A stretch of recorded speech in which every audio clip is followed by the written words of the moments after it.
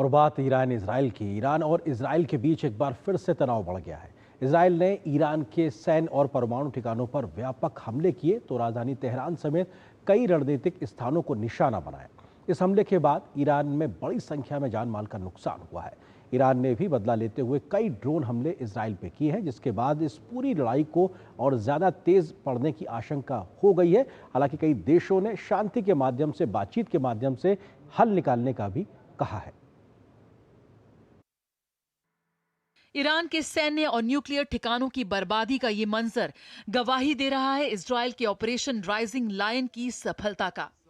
Israel के बम, मिसाइलों, drone और फाइटर जेट ने ईरानी ठिकानों पर कुछ यूं कहर बरपाया कि ये तबाही के ढेर में तब्दील हो गए। इजराइल ने शुक्रवार को ईरान के सैन्य और परमाणु ठिकानों पर व्यापक हमले किए।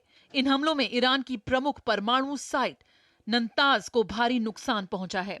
इसी साइट पर ईरान यूरेनियम संवर्धन का काम चल रहा था, जिससे परमाणु बम बनाया जा सकता है। साइट पर हमले के बाद रेडिएशन के खतरे को लेकर चिंता जताई जाने लगी।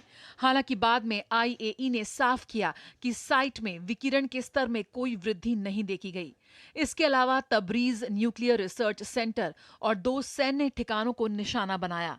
इस्फहान, अराक, करमनशाह शहर के रणनीतिक ठिकानों को इजरायली सेना ने नुकसान पहुंचाया।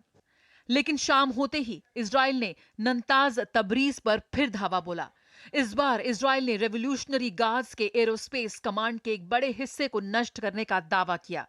इन हमलों में उसकी रेवोल्यूशनरी गार्ड्स के कई शीर्ष सैन्य कमांडर और 6 परमाणु वैज्ञानिक मारे गए, जिससे तेहरान की रक्षा और परमाणु कमान को गहरा झटका लगा है।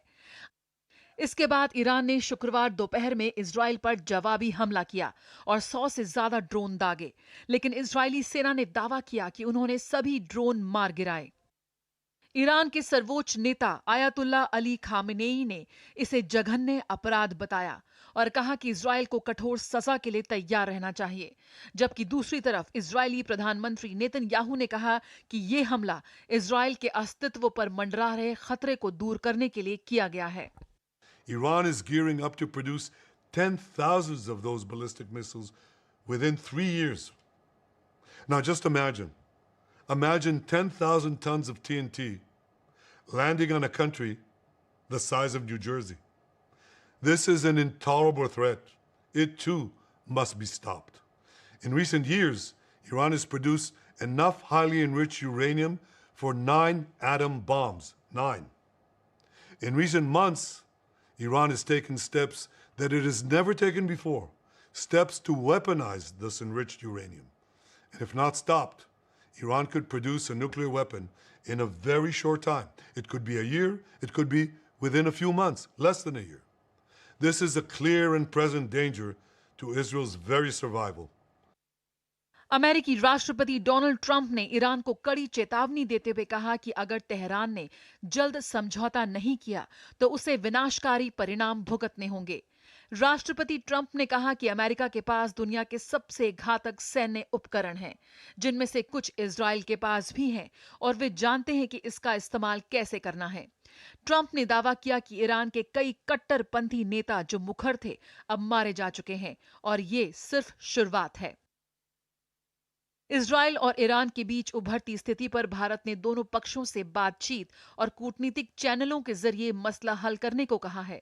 इजराइल के प्रधानमंत्री बेंजामिन नेतन्याहू ने पीएम मोदी को फोन कर पूरे मामले की जानकारी दी है। पीएम मोदी ने एक्स पर लिखा, इजराइल के पीएम बेंजामिन नेतन्याहू का फोन आया। उन्होंने मुझे बदलते घटनाक्रम से अवगत कराया। मैंने उन्हें भारत की चिंताओं से अवगत कराया और क्षेत्र में जल्द ही शांति और स्थिरता बहाली पर जोर दिया। ईरान में वर्तमान स्थिति को देखते हुए भारतीय दूतावास ने ईरान में रहने वाले भारतीय नागरिकों के लिए एक एडवाइजरी जारी की है।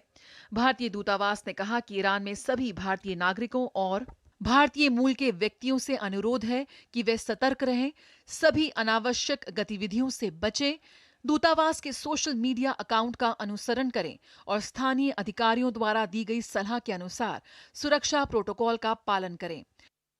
Bureau report, DD news.